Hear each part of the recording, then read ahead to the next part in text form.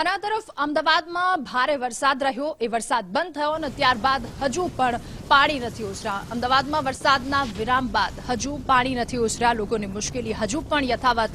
Kathwada Odhav ring road જીઆઈડીસીમાં હજુ પણ પાણી ભરાયેલા છે। 1500 જેટલા કારખાના વરસાદી પાણીમાં ગરકાવ છે। વરસાદના વિરામ બાદ 2 થી 2.5 ફૂટ પાણી અહીંયા ભરાયેલા છે અને કારખાનેદાર હજુ પણ એટલી જ મુશ્કેલીમાં મુકાયેલા છે। પાણીના ભરાવાથી લોકો પરેશાન। વરસાદના વિરામ બાદ પણ અમદાવાદના કઠવાડા જીઆઈડીસીમાં હજી પણ પાણીથી ગરકાવ હાલતમાં જોવા મળી રહ્યું છે।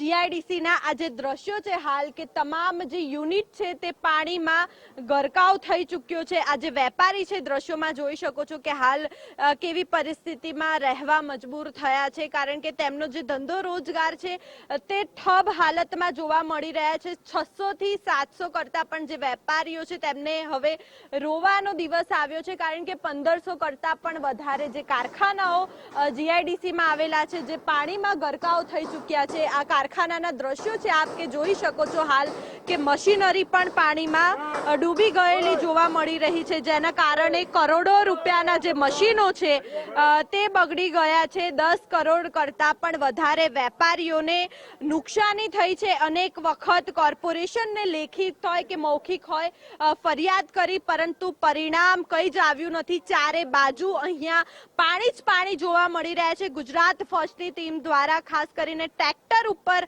આવવા મજબૂર બન્યું, કારણ કે ત્યાંથી અહીંયા આવવા માટેના તમામ જે રસ્તાઓ છે તે પણ પાણીમાં ગરકાવ થઈ ચૂક્યા છે અને અંદર આવવા માટે એક જ માત્ર રસ્તો છે કે જે ટ્રેક્ટરમાં બેસીને આવી શકાય। તો આપણી સાથે કેટલાક વેપારીઓ પણ જોડાયા છે, આપણે તેમની સાથે વાત કરીશું। આપનું નામ? પ્રવીણભાઈ।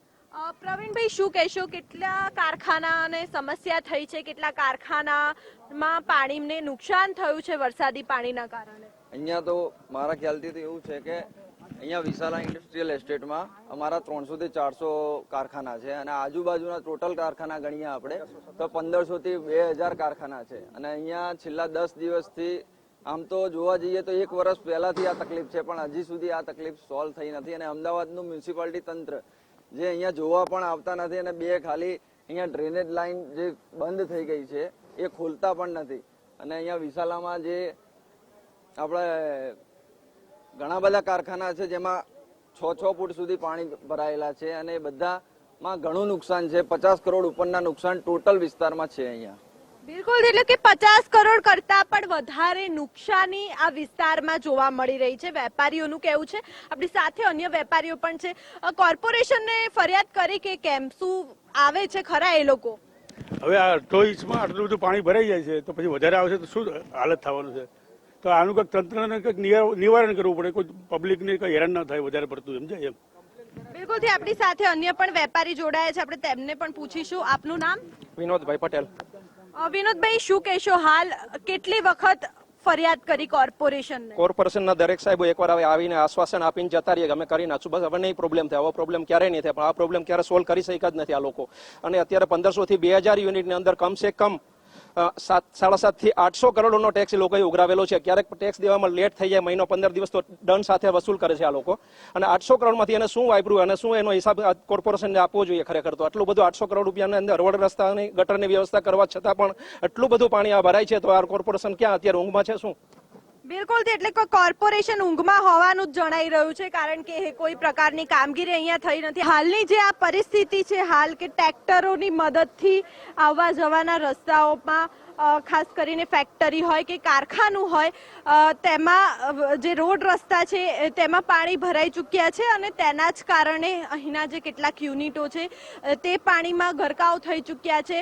અહીંના વેપારીઓની વેદના સામે આવી છે, કારણ કે કોઈ કોર્પોરેટર હોય, કોઈ ધારાસભ્ય હોય, કોઈ જોવા પણ નથી આવ્યું અને ફક્ત આશ્વાસન આપવામાં આવે છે। કરોડો રૂપિયાનો વેપારીઓ દ્વારા ટેક્સ ચૂકવવામાં આવતો હોય છે, પરંતુ કામગીરીના નામે મીંડું સામે આવી રહ્યું છે, વેપારીઓની વેદના સામે આવી રહી છે।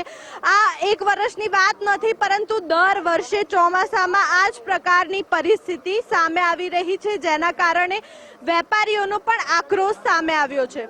કેમેરામેન વિકી સાથે માનસી પટેલ, ગુજરાત ફર્સ્ટ, અમદાવાદ।